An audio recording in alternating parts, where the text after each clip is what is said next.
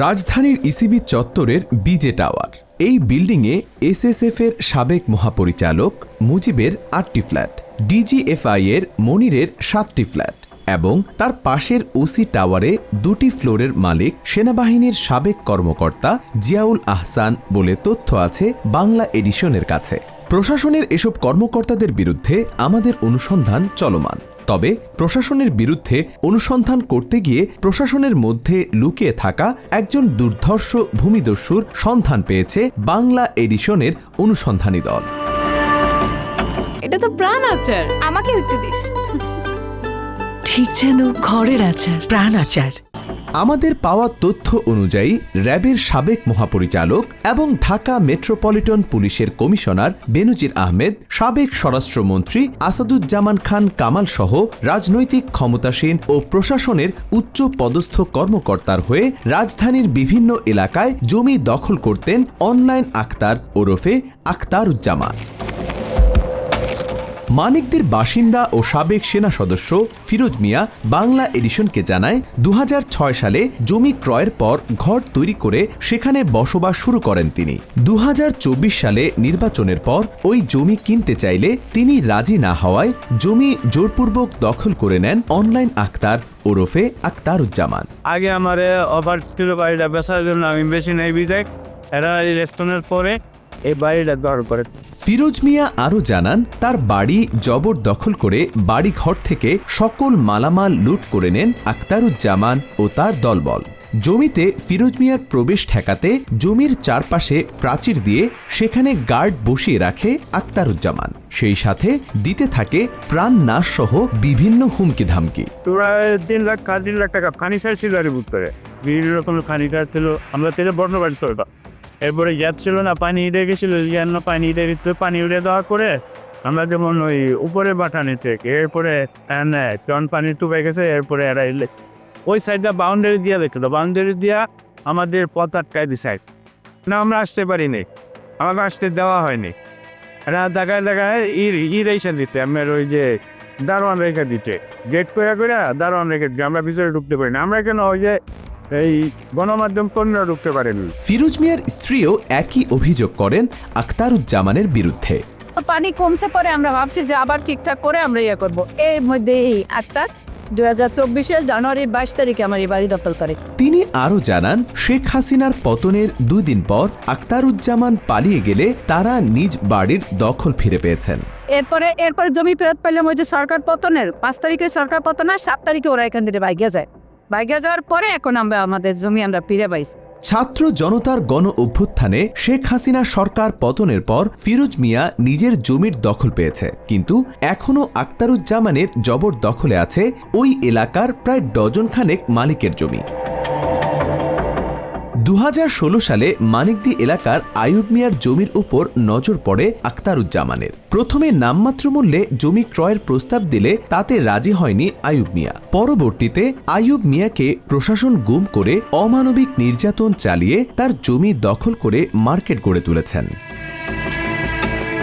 আইয়ুব মিয়ার সাথে কথা হলে তিনি বাংলা এডিশনকে জানান, আক্তারুজ্জামান বাজার মূল্যের থেকে কম দামে জমি কেনার প্রস্তাব দিলে তিনি রাজি না হলে প্রশাসন দিয়ে হুমকি ধামকি দিতে থাকেন। জমিন আমাদেরই সিবি চক্কর, 1 একর 86% পর্চায় আমরা মালিক।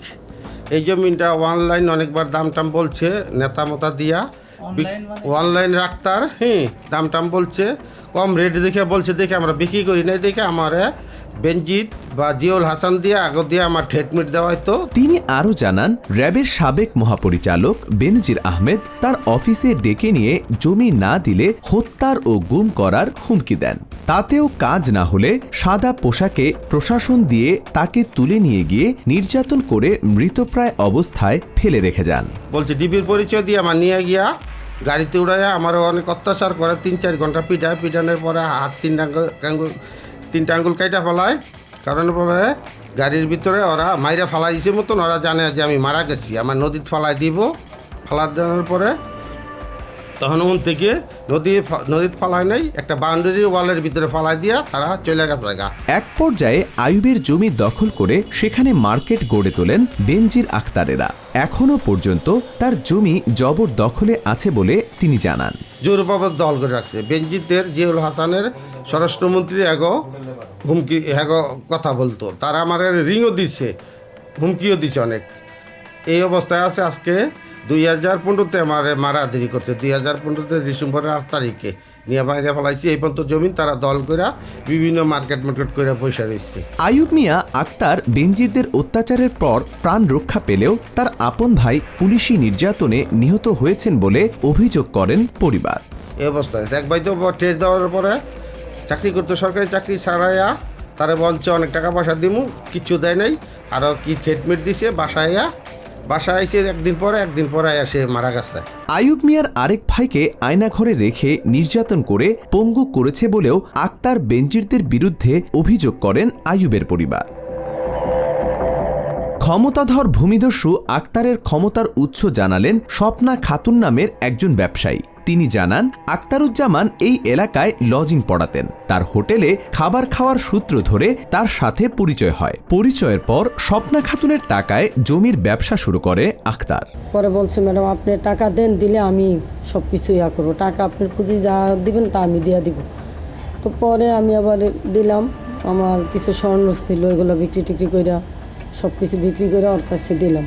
তিনি আরও জানান, জমির ব্যবসা করতে গিয়ে অর্থ ও ফ্ল্যাট উপহার দিয়ে প্রশাসনের কর্মকর্তা থেকে মন্ত্রী পর্যন্ত সবার সাথে সখ্যতা গড়ে ক্ষমতার বলয় তৈরির পর থেকে অন্যের জমি জোর করে দখল করে নিতে থাকে আক্তারুজ্জামান। খালি আমি না, এদিকটা নিরীহ মানুষ অনেক ওর ভয়ে। তাইলে দেখেন এসএসএফের মজিব, জিয়াউল হাসান, তারপরে হয়েছে হারুন, এগুলা থাকলে কি আমরা আগে জ্বালাইছে বেনজির, তাহলে এতগুলা লোক থাকলে আমরা কি যে চলে গেছে, এটাই তো বুঝেন। তাইলে স্বপ্না খাতুন ব্যবসার লাভ ও আসল টাকা ফেরত চাইলে স্বপ্নাকেও নানাভাবে মামলা হামলা করতে থাকে আক্তারুজ্জামান।